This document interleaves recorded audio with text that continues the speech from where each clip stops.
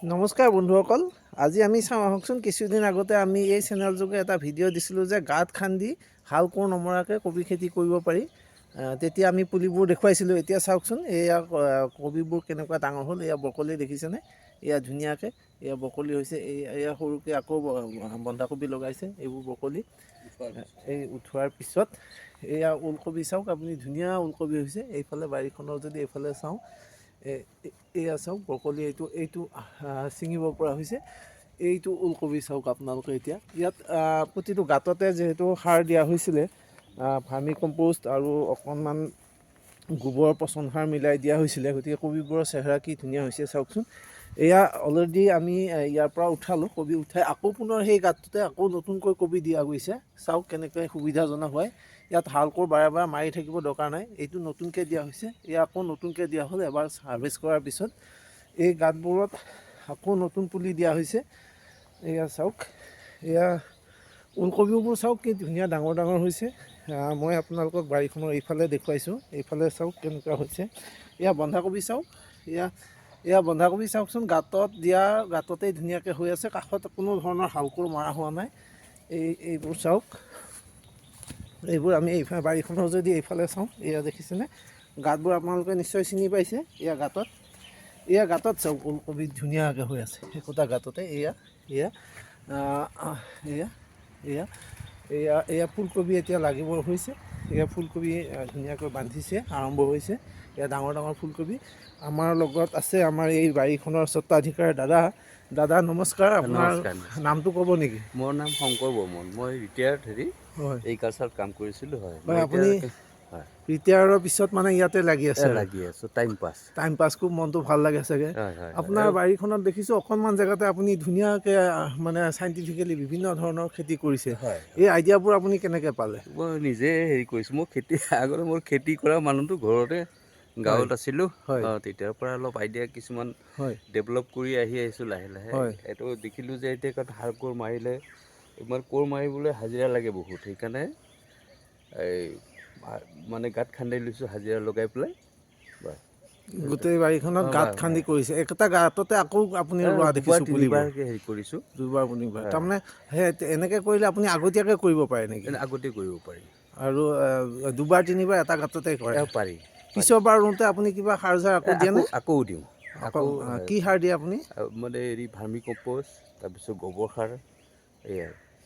আপোনাৰ বাৰীখনত দেখিছোঁ দাদা খুব কম জেগা, কিন্তু বিভিন্ন ধৰণৰ শাক পাচলি ভৰ্তি হৈ আছে। কিটচেন গাৰ্ডেনৰ এখন আইডিয়েল গাৰ্ডেন। হয় আপুনি এইফালে লগাইছে আলু দেখিছোঁ, আলু আছে, এজোপা তেজপুৰৰ লিচু আছে। লিচু এয়া সৰু কবি আকৌ পুলি আপুনি আনি পচাই থয়, তাৰ পৰা আকৌ উঠাই নি গাঁতত ৰোৱে। উঠাই দিছোঁ। তাৰপিছত বেঙেনা এয়া দেখিছোঁ আপোনাৰ এইবোৰ পিঁয়াজ ৰুইছে, এইবোৰ গাঁতত ৰুই থৈছে। ওলকবি, এইবোৰ বেঙেনা, ধুনীয়া বেঙেনা আপুনি আজি হাৰ্ভেষ্ট কৰিছে, ছিঙিছে, বৰ ধুনীয়া হৈছে। বেঙেনাবোৰ দেখিছোঁ আপুনি ধুনীয়াকৈ মাছৰ কাৰ্টুনত লগাইছে। এইবোৰ বৰ ধুনীয়া আইডিয়া লগাইছে। আৰু এই পানীলাও লাগি আছে। আপোনাৰ মানে এই বাৰীটোৰ মাটি কিমান? মাটি একঠামান হ'বনে? একঠা মাটি। একঠা মাটিত আপোনাৰ পৰিয়ালটোতো ধুনীয়াকৈ হৈছে। আপুনি হৈ যায়। ওচৰ চুবুৰীয়াকো দিব পাৰে, আলহী দিব অতিথিকো পাৰোঁ। দিব পাৰে। হয়, মানে গোটেই বছৰটো আপুনি নিৰৱচ্ছিন্নভাৱে পাচলি পাই থাকে। পাই থাকোঁ। হয়, বৰ ধুনীয়া লাগিছে। এইকাৰণে আপোনাৰ ধৰক আপুনি আৰু পূৰা অৰ্গেনিকভাৱে কৰিছে, নহয় হয়, জানো? পূৰা অৰ্গেনিক। অৰ্গেনিক, ইয়াত হয়, কোনো সাৰ ঔষধৰ ব্যৱহাৰ কৰা নাই। হয়, আমাৰ বহুতে ভাবে যে সাৰ ঔষধ নকৰিলে, ব্যৱহাৰ নকৰিলে খেতি নহয়েই। কিন্তু আমি আপোনাৰ বাৰীখন দেখি ভাবি হৈছে যে সাৰ ঔষধৰ কি প্ৰয়োজন, কি মানে কিন্তু ধুনীয়াকৈ গোবৰ হৈছে। বেছিকৈ দিবলগীয়া হৈছে। হয়, আপোনাৰ এয়া ধৰক পানীলাও লাগি আছে, এয়া পানীলাও ছিঙিব পৰা হৈ আছে। এইফালে দেখিছোঁ আপোনাৰ ধনিয়া হৈছে, এয়া ধনিয়া হৈ আছে। মানে ঘৰখনৰ কাৰণে প্ৰয়োজনীয় সকলোবিলাক পাচলিয়ে আপুনি কৰি লৈছে। হয়। ইয়াৰ পৰা আপোনাৰ কি লাভ হৈছে বুলি ভাবে? লাভ মানে মোৰ একটা শাৰীৰিক পৰিশ্ৰম এটা হৈছে। হয় আৰু এইম এটা হৈছে কি যে মই সদায় আহিব লাগে, হয়। আহি ইয়াত যত্ন লোৱাৰ কাৰণে মোৰ যিটো মানে আপোনাৰ মানসিকভাৱে মোৰ স্বাস্থ্যটো শাৰীৰিক আৰু মানসিক স্বাস্থ্য দুটাই ভাল আছে। দুটাই ভাল। মানে দেখিছোঁ ৰিটায়াৰমেণ্টৰ আপোনাৰ বহুকেইটা বছৰে হ'ল, তাৰপিছত আপুনি যথেষ্ট সুস্থ হৈ আছে। হয়, হয়। তাৰ মূল মন্ত্ৰটো এইটোৱে নেকি যে আপুনি ৰাতিপুৱাৰ হয়, পৰা পাচলি হয়, বাৰীত লাগি থাকে, হয়, ইয়াত এইবোৰ কৰি মানসিকভাৱে শান্তি পায়, আৰু কোনো ধৰণৰ বেমাৰ আজাৰ আপোনাক আক্ৰমণ কৰিব পৰা নাই? কাৰণ আপুনি ঘৰতে অৰ্গেনিকভাৱে প্ৰস্তুত কৰা খাদ্য, নিজ হাতে প্ৰস্তুত কৰা খাদ্য খাই হয়, আছে। হয়, সদায় লৈ যাওঁ। হয়, সদায় লৈ যায়।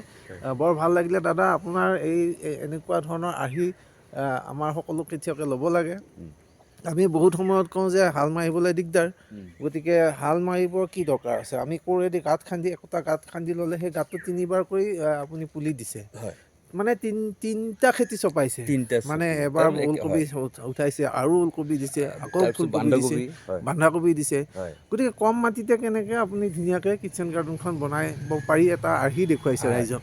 আৰু এয়া দেখিছোঁ আপোনাৰ এয়া লেচেৰা মাহ আপোনাৰ উঠিলে হয় তাৰমানে কিছুমান গাঁতত আপুনি লেচেৰা মাহো দিলে নহয় জানো? লেচেৰা দিলোঁ এবাৰ কবি উঠাই সেই গাঁততে লেচেৰা মাহো দিলে। হয় হয়, বৰ ধুনীয়াকৈ মাল্টিপল আৰ্হিত আপুনি খেতি কৰিছে। এনেকৈ সৰু এটুকুৰা জেগাত মানে আধা কঠা হ'লেই পৰিয়ালটো হৈ যায় নহয় জানো? হৈ যায় কিটচেন গাৰ্ডেন আধা কঠা মাটি হ'লে হয় পৰিয়ালটো হৈ যায়। ভাল লাগিছে আপোনাক দেখি, আপোনাৰ হাতত বেঙেনা, আপুনি ঘৰলৈ বেঙেনা লৈ যাওক। এয়া মৰলীয়া শাকো পাইছে বাৰীতে, মানে অকণমান জেগাতে আপুনি গোটেইবোৰ কৰি আছে। হয় গতিকে এইটো এটা আৰ্হি হ'ব পাৰে। আহকচোন বন্ধুসকল, আমিও এনেকৈ খেতি কৰোঁ আৰু হাল কোৰ নমৰাকৈ গাঁত খান্দি খেতি কৰোঁ। ইয়াৰ আগৰ ভিডিঅ'টোত আমি কৈছিলোঁৱে গাঁত খান্দি খেতি কৰিলে মাটিটোও নষ্ট নহয়, যি সাৰ পানী দিয়ে সেইটো গাঁততে থাকে আৰু পুলিটোৱে ধুনীয়াকৈ পায়, শস্যডৰা লদন বদন হৈ আহে। আৰু আজি দাদা আপোনাৰ বাৰীখন দেখি এইটোৱে মই প্ৰত্যয়ন ক'লোঁ যে হয়, হাল কোৰ নমৰাকৈ খেতি কৰিলে বেছি ভালহে হয়।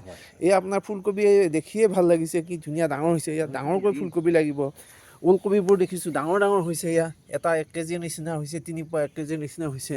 গতিকে খুব ভাল লাগিছে দাদা, আপোনাৰ বাৰীখন চাই ভাল লাগিলে, ধন্যবাদ।